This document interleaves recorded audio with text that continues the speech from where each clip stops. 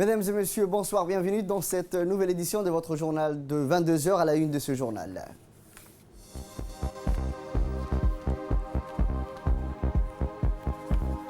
Le chef de l'État préside les travaux du Conseil des ministres, c'était au palais présidentiel. Dans l'actualité internationale, un ex-ministre des Finances désigné Premier ministre. Sous la présidence du chef de l'État, M. Ismaël Omar Guelleh, s'est tenue la deuxième séance du Conseil des ministres en ce mardi 21 janvier. Plusieurs questions ont été inscrites à l'ordre du jour. Je vous propose de suivre le compte rendu de ces conseils de ministres. Un compte rendu qui nous a été préparé par le ministre des Affaires étrangères et de la coopération internationale, M. Mahmoud Ali Youssouf. Bismillah ar-Rahman ar-Rahim. Sous la présidence du chef de l'État, son Excellence M. Ismaël Omar Guelleh, s'est tenue la deuxième séance du Conseil des ministres en ce mardi 21 janvier 2020. Étaient inscrites à l'ordre du jour 5 questions. La première question est relative à une communication faite par le ministre de l'Éducation nationale sur la conférence internationale sur l'éducation qui regroupera 40 pays et plus de 300 participants dans notre pays dans les jours qui viennent. 5 chefs d'État et 27 ministres sont attendus, ainsi que des délégations composées de hauts responsables gouvernementaux, des représentants des organisations internationales, des présidents des universités, des académiciens, des experts et d'autres représentants de la société civile. Le premier jour de la conférence sera marqué par le discours inaugural du chef de l'État, son Excellence M. Ismaël Omar Guelleh. Au cours de ce sommet, la Déclaration universelle de l'éducation équilibrée et inclusive et de la Charte constitutive portant création de l'Organisation de coopération éducative seront adoptées.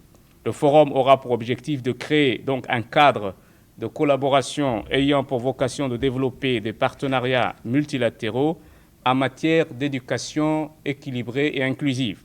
Des instruments conceptuels, techniques et financiers pour la mise en œuvre des plans d'action visant à traduire dans les faits l'aspiration collective pour une éducation véritablement inclusive de qualité seront adoptés et une éducation inclusive qui soit bien entendu à la portée de tous les apprenants. La deuxième question concerne une présentation faite par le ministre de la Santé sur la situation sanitaire en République de Djibouti. Les établissements de santé publics, hôpitaux, polycliniques, postes de santé et dispensaires ont été suffisamment équipés et en moyens humains et produits pharmaceutiques et en réactifs afin de prendre en charge les patients se plaignant de fièvre depuis déjà le mois de décembre. La situation générale est désormais sous contrôle et le nombre de cas par semaine a progressivement diminué depuis la fin décembre. La tendance est généralement vers la maîtrise totale de la situation sanitaire dans notre pays. La troisième question concerne un projet de loi relatif à un protocole sur les amendements à l'acte constitutif de l'Union africaine. Ce protocole amendant l'acte constitutif de l'Union africaine a été signé par une trentaine de pays et a besoin de quelques ratifications en plus pour entrer en vigueur. Parmi ces amendements, pour beaucoup de formes, il y a lieu de signaler l'article 11 qui stipule que la langue espagnole deviendra la 6e langue de travail, en plus des 5 autres langues que nous connaissons déjà, à savoir le français, l'anglais, le kiswahili, l'arabe et le portugais. La 4e question concerne 2 projets de décret portant création d'office de notaire. Monsieur Faisal Omar Bouh est agréé à exercer la profession de notaire et Madame Hawa Ahmeddini, titulaire d'un master en droit international, est également agréée à exercer la profession de notaire. La 5e question concerne un projet de loi portant création de l'École nationale d'études judiciaires. En raison du volume élevé de travail, les chefs de juridiction et les magistrats expérimentés n'ont pas suffisamment de temps d'encadrer sérieusement les magistrats stagiaires. Afin de remédier à cette situation préjudiciable à la qualité du travail des magistrats et du système dans son ensemble, la création d'une école des études judiciaires a été initiée par le ministère de la Justice. Sous la forme d'un établissement public, l'école serait placée sous la tutelle du ministère de la Justice et l'école sera chargée d'assurer la formation des magistrats, des greffiers, des officiers de police judiciaire, des interprètes judiciaires ainsi que d'autres agents de l'État intéressés par les modules de droit. L'école envisage également de dispenser des formations aux professions libérales, en l'occurrence les avocats, les notaires et les huissiers. C'était il y a quelques heures concernant la Coupe du Monde 2022 qui se déroulera au Qatar. Le tirage au sort de la zone Afrique a eu lieu ce soir au Caire en Égypte. C'est le deuxième tour au deuxième éliminatoire de la Coupe du Monde 2022 qui a été tiré au sort ce soir. Les pays de la zone Afrique sont répartis en 10 groupes de 4 équipes. Sur les 40 sélections encore en lice, 10 pays seront qualifiés pour la dernière phase de qualification pour la Coupe du Monde 2022. Un ultime tirage au sort aura lieu entre les 10 qualifiés pour déterminer 5 rencontres qui permettront de connaître les 5 pays africains qualifiés pour la prochaine édition de la Coupe du Monde. Et pour la première fois de son histoire et de l'histoire du football djiboutien, la République de Djibouti est dans le groupe A avec le Niger, le Burkina Faso et l'Algérie. C'est la première fois que le Regain bleu de Djibouti figure dans la liste de 40 sélections encore en lice pour une Coupe du Monde. Nous souhaitons bonne chance à notre équipe nationale. Sachez que toute la nation est fière de vous et vous soutient.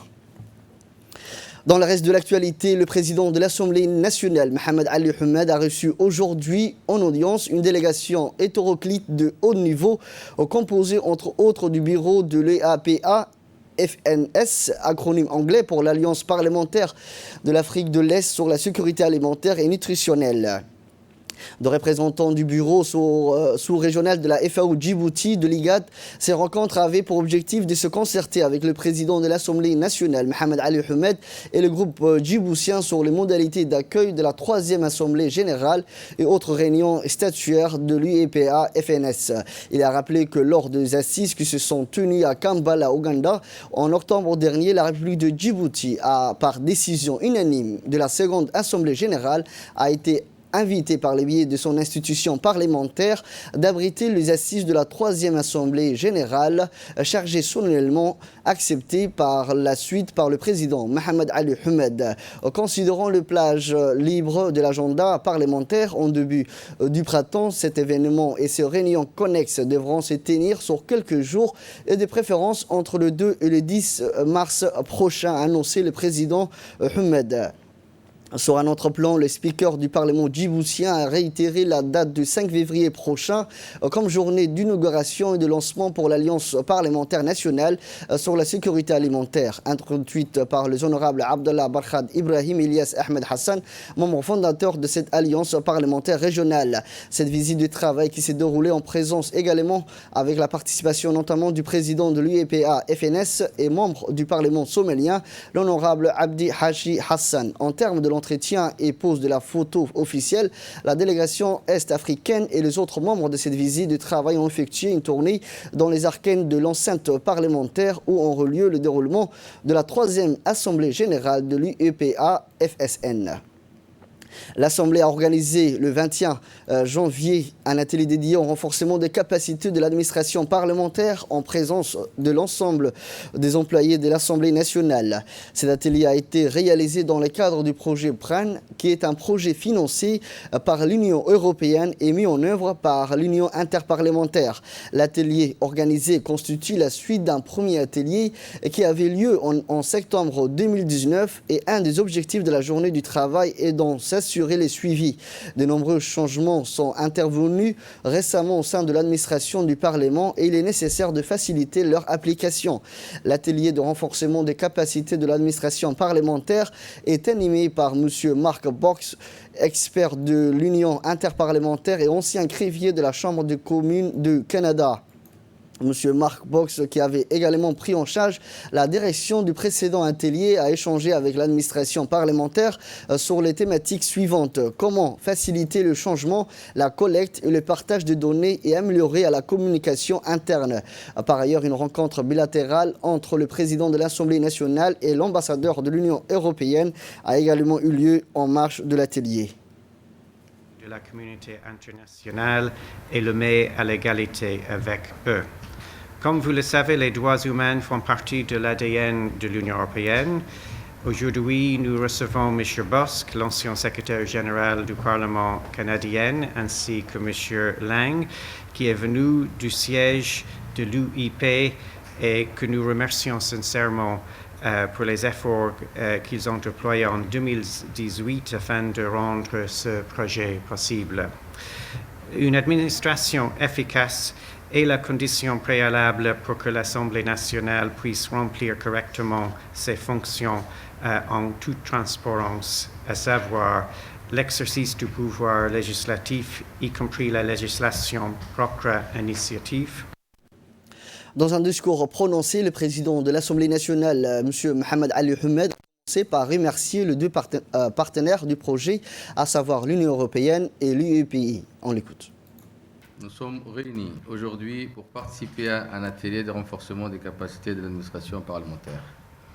Cet atelier est organisé dans le cadre du projet PRAN qui vise à renforcer le rôle de l'Assemblée nationale en matière de promotion et de protection des droits humains, qu'il s'agisse des droits politiques, civils, économiques, socio-culturels, de développement ou d'égalité entre femmes et hommes à Djibouti.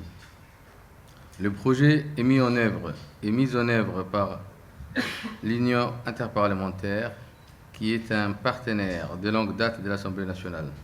La réunion d'aujourd'hui se place sous les signes de la continuité des travaux déjà entrepris.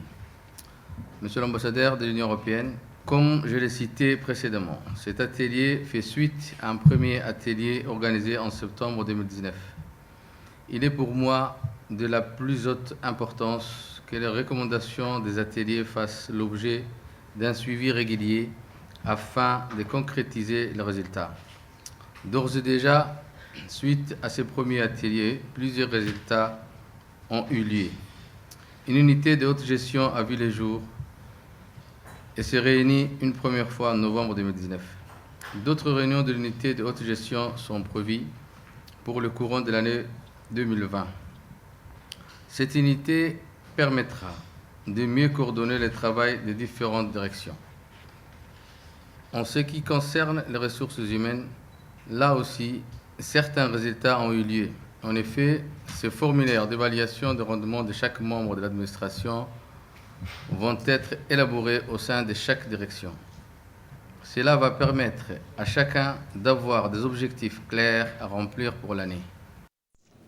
Sous la présidence de l'honorable député Kaltoun Farah Seïd, la commission de la législation et l'administration générale s'était réunie hier lundi dans la salle des commissions de l'Assemblée nationale. Lors du jour de ces séances a porté sur l'examen de la proposition de résolution numéro 1, alinéa 20, 8e législature, modifiant l'article 14, alinéa 5 du règlement intérieur de l'Assemblée nationale.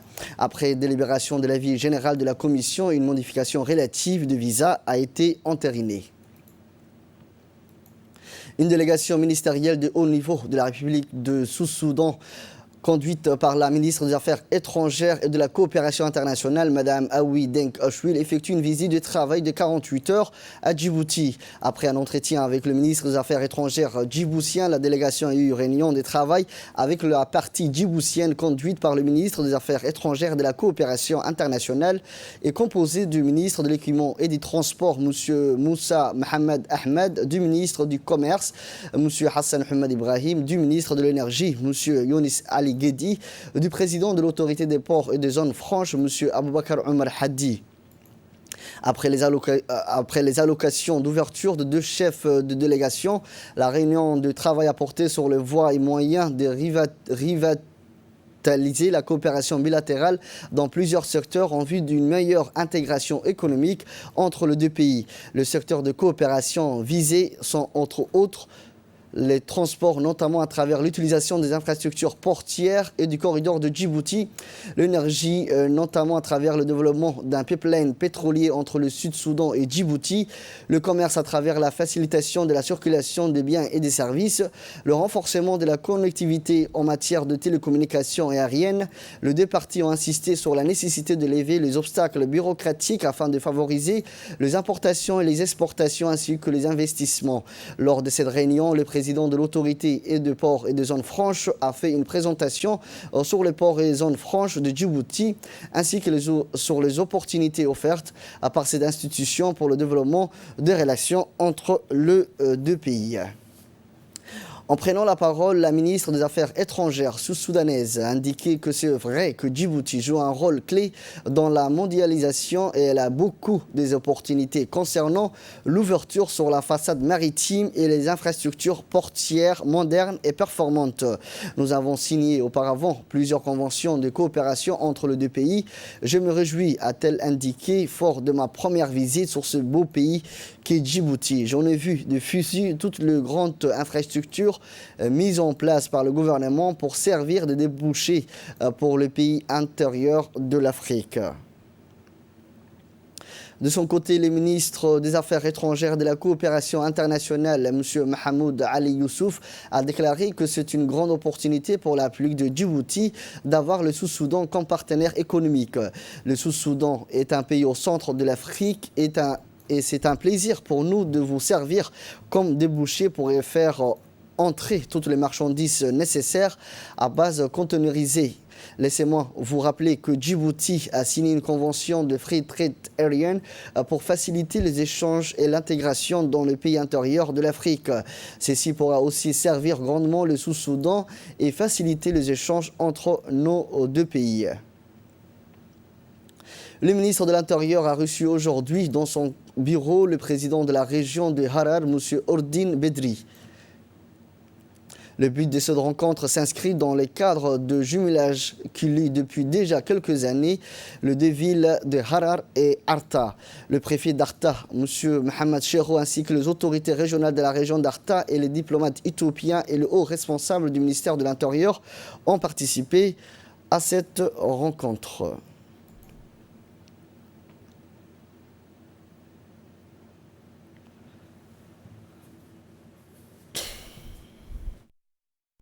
La délégation s'est rendue par la suite le lendemain à Arta. Un accueil populaire chaleureux leur a été réservé par les habitants d'Arta. L'objectif de cette visite de haute autorité de la ville de Harar, composée par le président de la région de Harar, M. Ordine Bedri, du président de l'Assemblée nationale de Harar, M. Khaled Alwan Issaq, du maire de Harar, M. Bekele Tamsekin, ainsi que du directeur du développement urbain de la ville de Harar, M. Abdelhakim Abdelmelik Yonis, s'est rendu ce matin, après la réunion du ministre de l'Intérieur à Arta pour redynamiser les échanges et les activités inscrites dans le cadre du lien de jumelage entre les deux villes sœurs.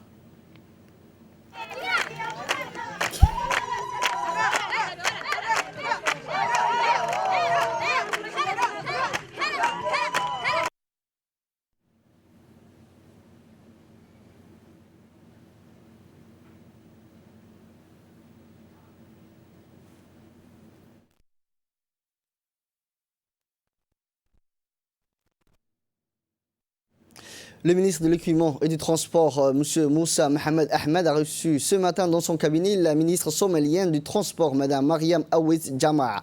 En présence du directeur des Affaires maritimes, M. Ali Mireh Shihim Daoud, était présent également à cette visite de sénatrices et de parlementaires de la Somalie, ainsi que de collaborateurs du ministère du Transport de la Somalie. Cette visite s'inscrit dans le cadre du lancement du séminaire sur la coopération maritime qui s'est tenu hier au centre de formation maritime régionale de Doralé.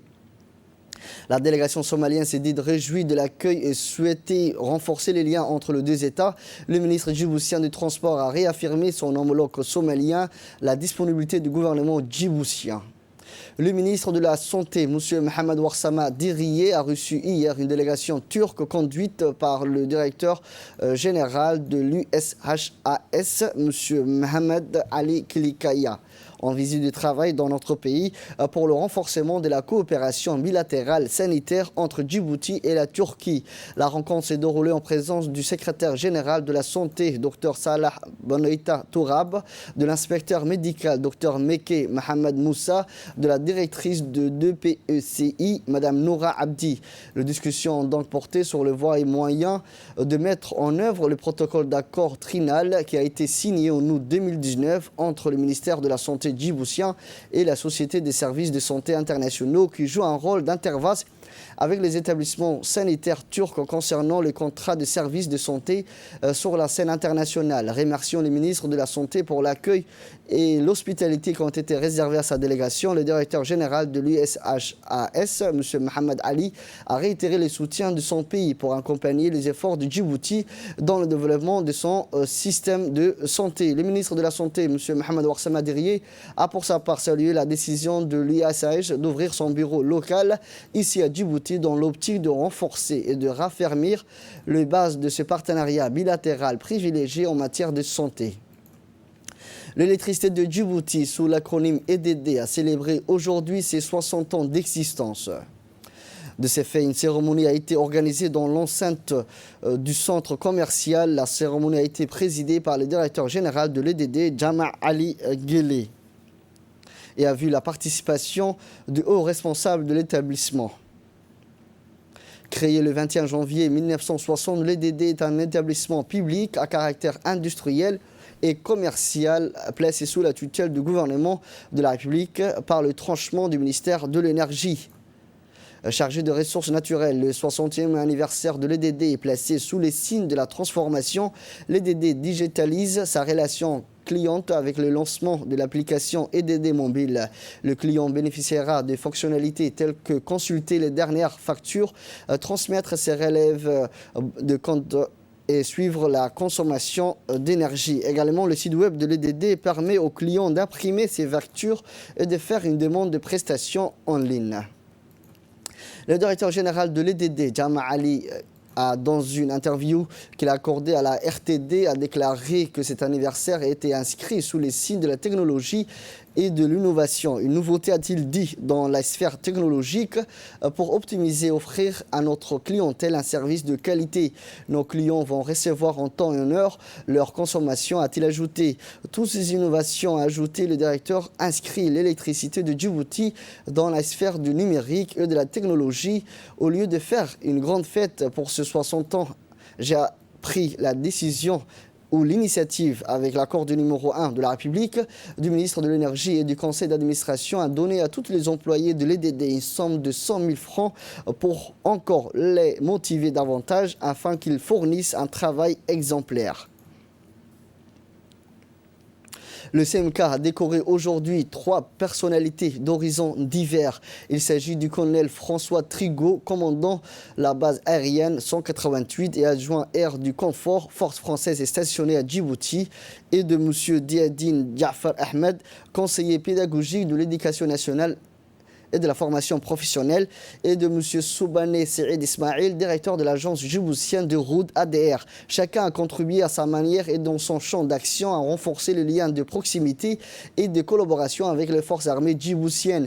Le colonel François Trigault s'est vu décoré de la médaille de chevalier de l'Ordre national de la Grande Étoile de Djibouti. M. Diadine Ja'far Ahmed s'est vu décerner la médaille de l'officier de l'Ordre national du 26 juin. Et M. Soubané Seyd Ismail, directeur de l'agence djiboutienne de route, a reçu la médaille de chevalier de l'Ordre national du 26 juin.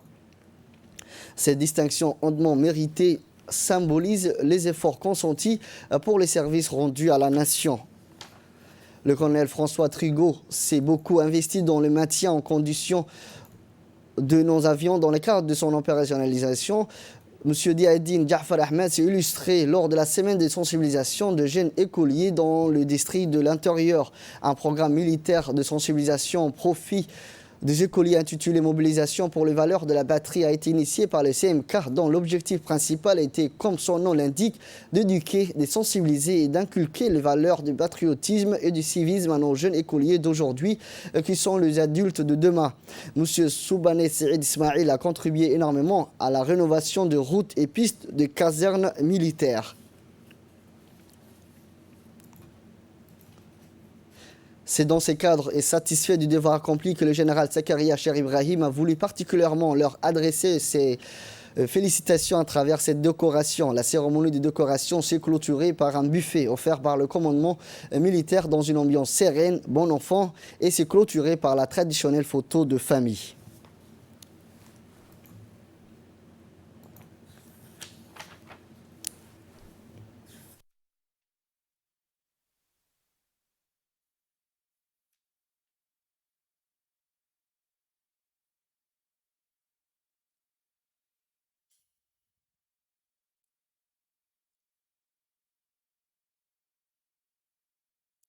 Le général de corps d'armée Zakaria Cher Ibrahim, chef d'état-major général des armées, a reçu dans son bureau à l'état-major général des armées ce matin le nouvel ambassadeur de l'Égypte, récemment accrédité à Djibouti, Dr Mohamed Mustafa Orfi. Cette visite de courtoisie s'inscrit dans le cadre de sa prise de contact avec les autorités du pays. Le CMK a d'abord adressé ses vives félicitations au diplomate égyptien pour son accréditation à Djibouti. Il lui a souhaité la bienvenue et un agréable séjour en République de Djibouti. En outre, le général Zakaria Cher Ibrahim a rappelé l'excellence de relations de coopération entre les deux armées à travers la formation des militaires et a souligné sa disponibilité à œuvrer davantage pour consolider ces liens fraternels. De son côté, le nouvel ambassadeur de l'Égypte, Dr Mohamed Mustafa Orfi, s'est dit honoré de l'accueil chaleureux réservé à son égard. Le diplomate égyptien s'est engagé à œuvrer davantage pour raffermir et consolider et élargir ses liens de coopération. Cette visite de courtoisie s'est terminée par la photo de famille. Le général de corps d'armée Zakaria Cher Ibrahim, chef d'état-major général des armées, a reçu dans son bureau à l'état-major général des armées ce matin pour une visite d'adieu l'attaché militaire saoudien près de l'ambassade du Royaume d'Arabie Saoudite, le général de brigade Ali Ben Suleiman Al-Azmari. Déployé depuis 2015, durant ces 5 années, le général Ali Ben Suleiman Al-Azmari a œuvré à consolider davantage les relations de coopération militaire entre les deux armées. En termes de sa mission, l'attaché militaire a tenu à rencontrer le CMK djiboutien avant son départ. De son côté, le général Zakaria Cher Ibrahim lui a souhaité un excellent retour dans son pays d'origine et auprès de sa famille. En outre, le CMK lui a également souhaité plein de succès pour sa prochaine affectation. La cérémonie d'adieu s'est terminée par la traditionnelle photo de famille et la remise de cadeaux.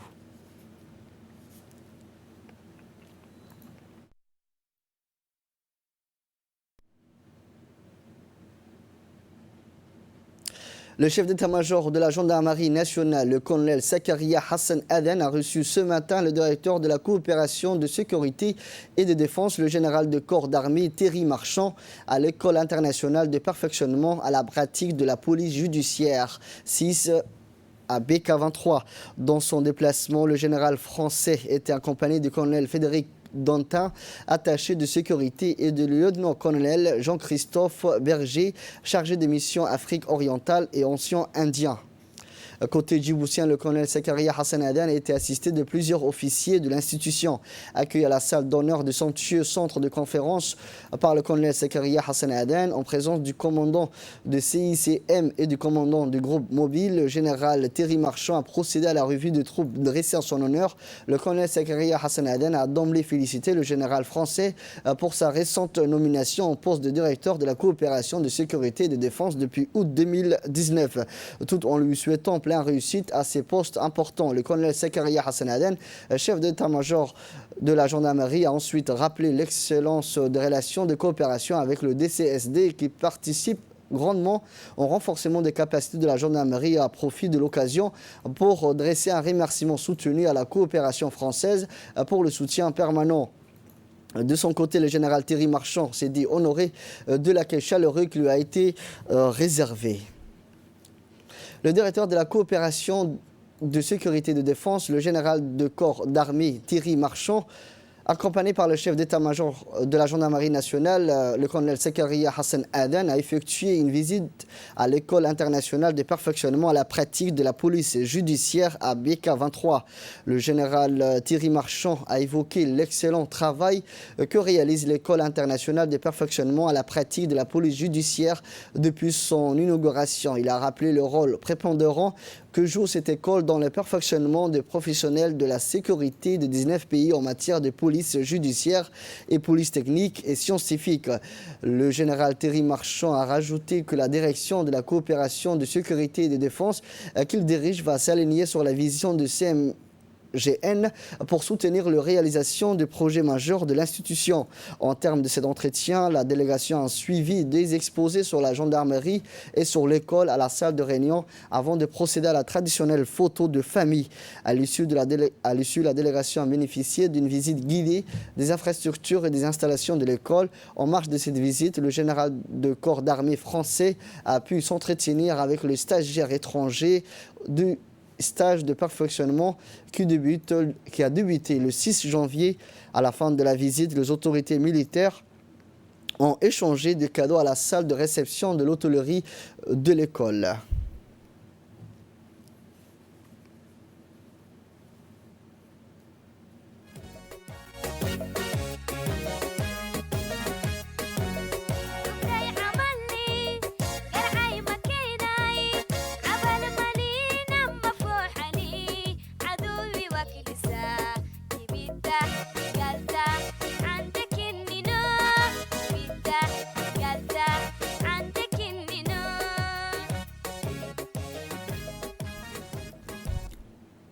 Le directeur général par intérim de la police nationale, le colonel Abdurrahman Ali Kahin, a reçu ce matin la direction générale de la police nationale, le directeur de la coopération de sécurité et de défense, le général de corps d'armée Thierry Marchand. À son arrivée, le général de corps d'armée Thierry Marchand a été accueilli par le directeur général par intérim de la police nationale. Par la suite, l'entrevue s'est poursuivie au sein du cabinet du directeur qui a, dans son mot d'ouverture, souhaité la bienvenue à son hôte du jour. Le colonel a par ailleurs mis l'accent sur l'excellente relation de coopération qu'entretiennent nos deux pays. Par la suite, le directeur de la coopération de sécurité et de défense, le général de corps d'armée Thierry Marchand, a insisté à une projection présentant les différentes missions et les prérogatives de la police nationale. Les perspectives et les réalisations de la police nationale ont été également présentées. Outre ces missions régalienne, la police nationale veille à la sécurité de nos concitoyens jour et nuit. L'entrevue entre le directeur général par intérim de la police nationale, le colonel Abdurrahman Ali Kahin, et le directeur de la coopération de sécurité et de défense, le général de corps d'armée Thierry Marchand, s'est clôturé par un échange de cadeaux et la traditionnelle photo de famille. Lors de cette visite à la direction générale de la police, le général Marchand était accompagné du colonel Hugues de Roch-Morel, qui est l'attaché militaire de l'ambassade de France à Djibouti, et de lieutenant-colonel Jean-Christophe Berger. De l'avenir de notre coopération de sécurité, c'est-à-dire la façon dont la France appuie la police djiboutienne par la formation, par les équipements, par le conseil, par toute une série d'actions pour construire les prochaines étapes de ce que la police djiboutienne veut obtenir comme résultat. Sous le préfet du 5e arrondissement, M. Daoud Romanebour, a présidé hier matin une réunion de sensibilisation avec le conseil de quartier du 5e arrondissement. Cette réunion s'inscrit dans le cadre de sensibilisation les habitants du quartier visant à préserver l'environnement, en plus de lutter contre le déversement d'eau usée et d'ordures sur les voies. En effet, les conseils de quartier ont été sollicités par le préfet de la ville pour cibler tous les problèmes soulevés dans les réunions pour prendre des mesures. Ces séances de sensibilisation viennent aborder le phénomène de déversement d'eau usée et d'ordures sur les voies publiques. La préfecture de Djibouti déploie de grands efforts pour préserver l'environnement de la capitale. Dans le cadre de la célébration du 150e anniversaire de Gandhi, une bibliothèque a été inaugurée dans l'université de Djibouti qui se situe à Belbala. En effet, composée de 50 livres consacrés essentiellement à l'histoire de Gandhi durant son vécu et comment il a obtenu l'indépendance de l'Inde en 1947 sans passer par la violence. Gandhi est né à Bamandera le 2 octobre 1869 et mort assassiné à Delhi le 30 janvier 1948. Gandhi est un dirigeant politique important, guide et spirituel de l'Inde et du mouvement pour l'indépendance de ce pays. Il est communément connu et appelé en Inde dans le monde comme le Mahatma Gandhi. Passons à présent à l'actualité internationale. En Tunisie, le président vient de nommer un nouveau chef de gouvernement après le chef de précédent. Elias Farfar, ingénieur de 47 ans, va devoir former une équipe et la soumettre au vote de confiance du Parlement. En cas d'échec, ce dernier pourrait être dissous mi-mars. Le président de la République n'a pas cédé aux pressions de grands partis en tranchant en faveur d'Elias Farfar, l'ancien ministre du Tourisme puis des Finances sous le deux gouvernements de Troïka. De 2011, s'est révélé l'une des personnalités les moins partisanes politiquement. Il fut certes candidat malheureux à la présidentielle de septembre avec 0,34% au premier tour, récoltant 11 500 voix. Mais ses compétences ont été mises en avant ces derniers jours dans sa capacité à travailler en redressement économique du pays. C'est tout pour ce journal. Merci à vous de l'avoir suivi. Restez avec nous, le programme continue sur Télé Djibouti.